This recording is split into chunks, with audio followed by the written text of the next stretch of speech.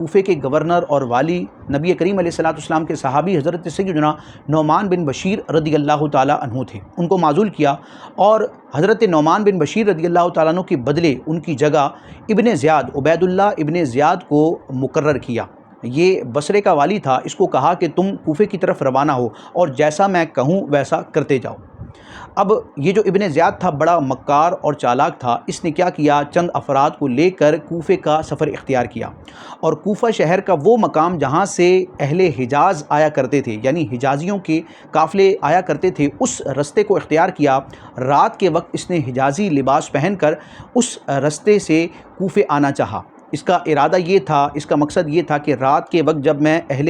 حجاز کے رستے سے حجازی لباس میں آؤں گا تو کوفے والے یہ سمجھیں گے کہ یہ امام حسین رضی اللہ تعالیٰ عنہ ہیں اور اس طرح میں آسانی سے کوفے میں داخل ہو جاؤں گا۔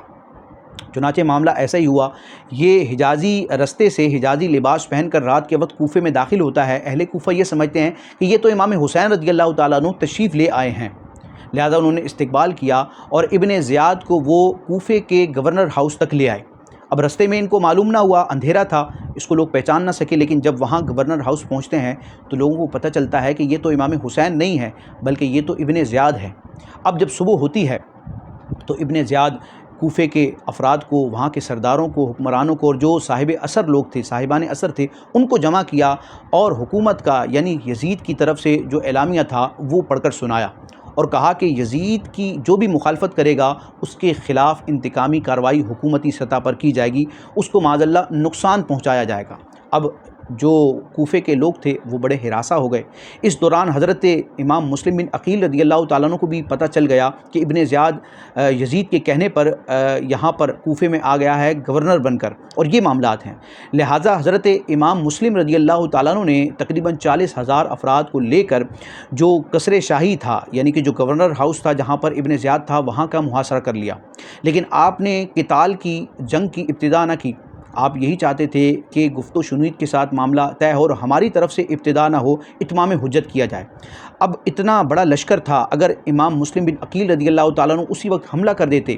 تو ابن زیاد اور اس کے ساتھ جتنے افراد تھے وہ گرفتار ہو جاتے اور پھر یزید کے اوپر چڑھائی کی جاتی اور معاملہ کہاں سے کہاں نکل جاتا۔ لیکن جو تقدیر کو منظور تھا وہی ہوا۔ چنانچہ حضرت مسلم بن عقیل رضی اللہ تعالیٰ عنہ ابھی وہاں موجود ہی تھے اتنے سارے افراد کے ساتھ۔ اس دوران ابن زیاد نے کیا کیا کہ جو اہل کوفہ کے سردار تھے اور وہاں کے صاحبان اثر تھے ان کو اس نے اپنے دربار میں بلایا ہوا تھا، اور دربار میں جو بلایا ہوا تھا تو ان کو اس نے نظر بند کر لیا اور کہا کہ تم اپنے خاندان والوں کو اور جو تمہارے ماتحت افراد ہیں ان کو تم یہ کہو کہ مسلم بن عقیل رضی اللہ تعالیٰ عنہ سے یہ دستبردار ہو جائیں، معاذ اللہ ان کی حمایت چھوڑ دیں اور یہ یزید کے لشکر کے ساتھ مل جائیں، ورنہ انہیں نقصان پہنچایا جائے گا، یعنی یزید فوج بھیجے گا اور کوفے والوں کے خلاف یہاں پر جنگ ہوگی اور ان کو قتل کیا جائے گا۔ اب یہ جو سردار تھے یہ ڈر گئے کہ اس طرح یہ دھمکی دی جا رہی ہے، یہ دھمکایا جا رہا ہے، لہٰذا وہ جو کوفے کے صاحبان اثر تھے، جو وہاں کے خاندانوں کے سردار تھے، انہوں نے کیا کیا کہ وہ قلعے کی دیوار پر چڑھے اور حضرت مسلم بن عقیل رضی اللہ تعالیٰ عنہ کے ساتھ جو تقریباً 40,000 کا ایک پورا جمع غفیر تھا، ایک پورا لشکر تھا، ان کو کہا کہ یزید کی طرف سے یہ پیغام آیا ہے، تم مسلم بن عقیل رضی اللہ تعالیٰ عنہ کی حمایت سے پیچھے ہٹ جاؤ، ورنہ اگر تم مسلم بن عقیل رضی اللہ تعالیٰ عنہ اور امام حسین رضی اللہ تعالیٰ عنہ کی اگر حمایت کرو گے تو معاذ اللہ یزید جو ہے وہ تم پر حملہ کرے گا اور تمہیں نہیں چھوڑے گا، ہمیں بھی قتل کر دیا جائے گا اور تمہیں بھی قتل کر دیا جائے گا۔ اب کیا ہوا، رفتہ رفتہ ان افراد نے معاذ اللہ حضرت امام مسلم بن عقیل رضی اللہ تعالیٰ عنہ کا ساتھ دینا چھوڑ دیا، یعنی وہ کوفے والے جو وفا کا عہد کر رہے تھے، وفا کی امید دلا رہے تھے، انہوں نے بے وفائی کرنا شروع کر دی۔ آہستہ آہستہ وہ افراد منتشر ہونا شروع ہوئے اور یوں ابن زیاد کی جو چال تھی یہ کامیاب ہونا شروع ہو گئی۔ اب جب شام کے وقت حضرت امام مسلم بن عقیل رضی اللہ تعالیٰ عنہ نے کوفے کی مسجد میں نماز پڑھائی تو آپ کے ساتھ تقریباً 500 افراد تھے۔ جب آپ نے نماز شروع کی تو وہ افراد موجود تھے، لیکن جیسے ہی آپ نے سلام پھیرا پیچھے دیکھا تو ان 500 افراد میں سے کوئی ایک فرد بھی نہ تھا۔ اب حضرت سیدنا امام مسلم بن عقیل رضی اللہ تعالیٰ عنہ کوفے میں بالکل تنہا ہو گئے اور آپ کو علم ہو گیا کہ کوفے والوں نے بے وفائی کر دی ہے، یعنی جس چیز کا اندیشہ تھا، خوف تھا، معاملہ بالکل ویسا ہوا۔ اب حضرت سیدنا امام مسلم بن عقیل رضی اللہ تعالیٰ عنہ کو اپنے اس فیصلے پر اور اپنے اس عمل پر کچھ افسوس بھی ہوا کہ میں نے جو حضرت امام حسین رضی اللہ تعالیٰ عنہ کی طرف خط بھیجا کہ کوفے کے حالات سازگار ہیں، تو اب امام حسین رضی اللہ تعالیٰ عنہ میرے اس خط اور تحریر پر اعتماد کرتے ہوئے کوفے تشریف لائیں گے، اور اب یہاں پر تو ابن زیاد ہے، یعنی یزید کے افراد یہاں پہنچ گئے ہیں، اور وہ معاذ اللہ اب امام حسین رضی اللہ تعالیٰ عنہ کو نقصان پہنچائیں گے۔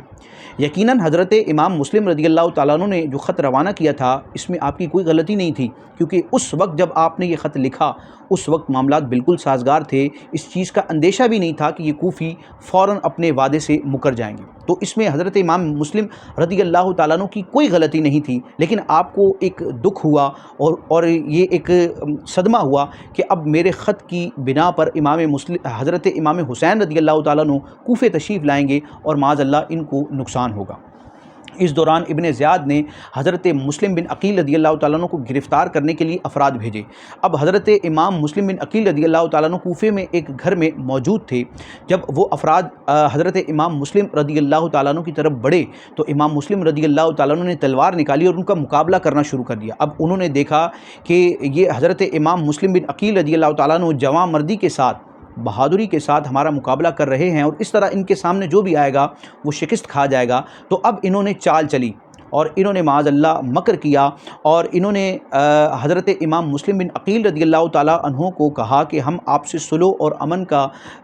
پیغام آپ کے پاس لے کر آئے ہیں، ہم صلح اور امن چاہتے ہیں، ہم یہ چاہتے ہیں کہ آپ ابن زیاد کے پاس آئیں دربار میں اور گفتگو کریں، اور گفتگو کے ذریعے اس معاملے کو حل کریں۔ حضرت امام مسلم بن عقیل رضی اللہ تعالیٰ عنہ نے بھی فرمایا کہ میرے ساتھ 40,000 افراد تھے، اور میں چاہتا تو جنگ کر دیتا، جنگ کا آغاز کر دیتا، حملہ کر دیتا، لیکن میں نے ایسا نہیں کیا، ہم گفت و شنید کے ذریعے اس مسئلے کو حل کریں گے، اور جو حق ہے اس کو واضح کیا جائے گا۔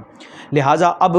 حضرت امام مسلم بن عقیل رضی اللہ تعالیٰ عنہ ان افراد کے ساتھ ابن زیاد کے دربار کی طرف روانہ ہوئے۔ اب ابن زیاد بڑا مکار تھا، بڑا ظالم تھا، بڑا بدبخت تھا، اس نے پہلے سے ہی اپنے دربار کے دروازے کے دونوں طرف، دونوں پہلوؤں پر افراد کو، اپنے کارندوں کو، اپنے گویا کہ فوجیوں کو بٹھا دیا اور ان کے ہاتھ میں تلوار دے دی، اور معاذ اللہ ان کو یہ حکم دیا کہ جیسے ہی امام مسلم بن عقیل رضی اللہ تعالیٰ عنہ دربار میں انٹر ہوں گے تم ان پر حملہ کر کے ان کو شہید کر دینا۔ حضرت امام مسلم بن عقیل رضی اللہ تعالیٰ عنہ اپنے دونوں صاحبزادوں کے ساتھ، بچوں کے ساتھ جیسے ہی ابن زیاد کے دربار میں تشریف لاتے ہیں، جیسے ہی دروازے پر پہنچتے ہیں تو یہ بدبخت حضرت امام مسلم رضی اللہ تعالیٰ عنہ پر حملہ کر دیتے ہیں، اور اس حملے میں فوراً حضرت امام مسلم رضی اللہ تعالیٰ عنہ کو شہید کر دیتے ہیں۔ اب حضرت امام مسلم رضی اللہ تعالیٰ عنہ کو جب بے دردی کے ساتھ شہید کیا گیا تو آپ کے چھوٹے چھوٹے صاحبزادے اس منظر کو دیکھ رہے تھے کہ ان کے والد گرامی کو ان کی آنکھوں کے سامنے بے دردی کے ساتھ شہید کر دیا گیا، تو انتہائی خوف میں وہ بچے مبتلا ہو گئے، انہوں نے رونا شروع کر دیا، لیکن ابن زیاد کو، ان بدبختوں کو، ان بچوں پر بھی رحم نہ آیا، اور انہوں نے حضرت سیدنا امام مسلم بن عقیل رضی اللہ تعالیٰ عنہ کی شہادت کے بعد ان دونوں صاحبزادوں کو، ان دونوں منوں کو بھی شہید کر دیا۔